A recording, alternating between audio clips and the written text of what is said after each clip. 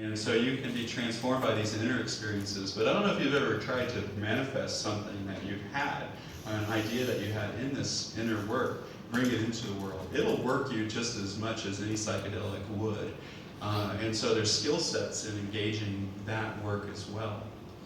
I'd like to name a few of the characteristics of this new frontier, and I would encourage you to explore what that looks like for you. So for instance, I'm not a public speaker generally, right? Like my work requires a really hyperactive imagination and sensitivity to my surroundings. So this is a new process for me. So when I said yes to this idea, I immediately went into this experience. It was very similar to an MDMA journey where I was shown and revealed all the times I've embarrassed myself publicly. And I went on for a month, and that was not fun. But I was able to work it skillfully and clear that space so I can be here present with you right now and not check out, right? It's very important. So we took the MAPS ideas and we acknowledge that they're a necessary part of their paradigm, but in some ways we had to flip some of them upside down to fit our current reality. So we're transpersonally oriented first and foremost. So if you're working with the FDA and the DEA, you kind of have to not talk about the spiritual aspects or the really bizarre aspects of this work, but we want to acknowledge the energetics because they have a very important place. We're present-centered. What do we do now, right? We are interested in our healthy systems. If the psychedelic vision is all about health and well-being and ecology, why can't we do that now as a primary? Why can't we live into that? And then from that space, create a psychedelic vision. And then we're grassroots. And I want to name this piece. There's so much interest in this work now. There's not enough space on the national and international level for advocacy work. But if we shift to the grassroots, all of a sudden we have room for everybody that's interested. Do this work in your hometown, if you can, in some way. Find your own niche. And do that everywhere, right? Let's overwhelm the system and say, hey, we're here, right? And then it also needs to be accessible. These medicines can be super expensive for people to explore intentionally or have a guide and that sort of thing. So what would it look like to create a model that was accessible to everybody? I'm already running out of time. I think we started a few minutes late, but I don't want to go too far over. But I think one of the things I'd like to say here is that I'd like to see a realignment with the progressive social movements.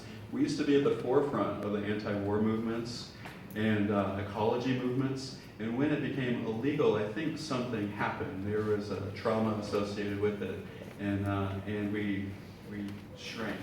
And so we don't have to always be a psychedelic advocate in psychedelic realms. We can take what we learn from this work and put it into the movements that need our help.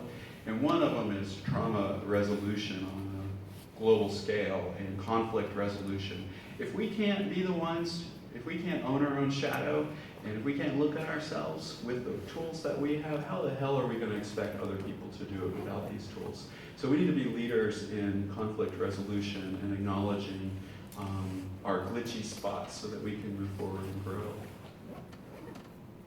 So I've mentioned this, so as an activist, do you want to be psychedelic centric? Do you want to do your advocacy with psychedelics, or do you want to be psychedelic inspired? And you can do either. There's a space for both of you. So you need you to really consider that. Your path may not be psychedelic centric. When you decide to transform your life, you sometimes need to change your job. You decide to stay, show up. That's a really good way to cause some discourse. You might need to go and change your profession entirely, or you might need to transform. What can I do with my professional skill sets, but put it in a psychedelically inspired container? So here's some of my suggestions. You can do these right now completely legally. Start clubs, meetups, societies. There's a lot of psychedelic societies popping up all over the country. I'd recommend you checking one out and start one. I'll join it, all right?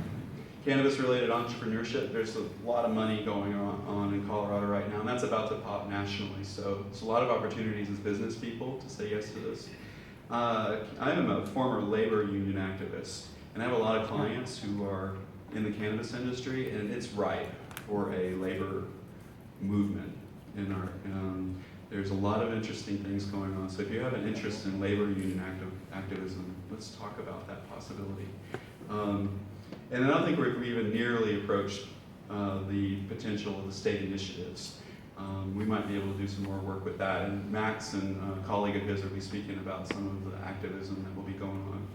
And then regional harm reduction teams. You want to do some work, you want to sit, do it at a festival, you know. Set up something, connect with the EMTs, and let's bring in something beautiful for them. So, in closing, I want to show you a quote from Albert Einstein. And the significant problems we face cannot be solved at the same level of thinking that created them. And I used to think that the idea of psychedelics, a little twist here. So I used to think that the idea of psychedelics, you know, would allow us to think outside of the box, look at our problems in new ways and things. But as a culture, we don't even have the capacity to hold on to looking at our problems and the expanse of our problems, the difficulty, the severe trauma associated with our problems without completely checking out. Like, our culture has no resilience for this. So what psychedelics, what MDMA, and what the other medicines can help us do is actually sit with the problem, feel into it, feel the terror that sometimes is associated with the possibility that we're approaching these edges that we won't be able to stop, we won't be able to get out of. And then from that space, when we see it clearly, step out of the dogma and then look for solutions. So psychedelics are not all fuzz and fun, right? And there's often very big and unintended consequences to their use. So I had a friend of mine, I commissioned an art piece that kind of showed this image of what I think of as psychedelics. I call this Psychedelic Nation. And on the left, we see the beautiful medicines that some of us work with. In the middle, a heart of cannabis. On the right, though, are images of things that came out of our exploration of psychedelics, or altered states work specifically. And Albert Einstein, I don't think he had access to psychedelics, but he did have access to profound altered states. His discoveries led to the atomic bomb. If LSD was discovered, or if MDMA was discovered on LSD, that led to wonderful breakthroughs in gene therapy, but it also brought us GMOs. LSD also brought us Prozac. If you can change your mind in one way, you might as well try to change other ways, right? And that led to mind control experiments that probably didn't stop, you know, oppression. It's still illegal, right, to explore these.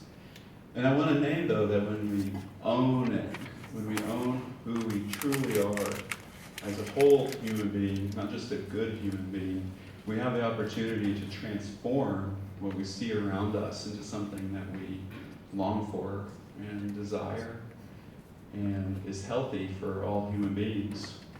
So I want to leave you with a quote, and I want you to consider the possibility of something. My buddy Max keeps telling me I need some sort of call of action before I complete this. So I'm going to hold, before I show you the quote, I'm going to hold on and say the call of action is come play with us.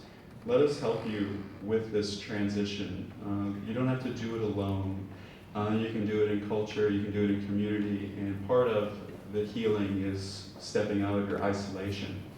But I want to name something too. This is the real call of action for the younger people, the younger activists in the room. If I have seen further, it is by standing on the shoulders of giants. What if you're the solution?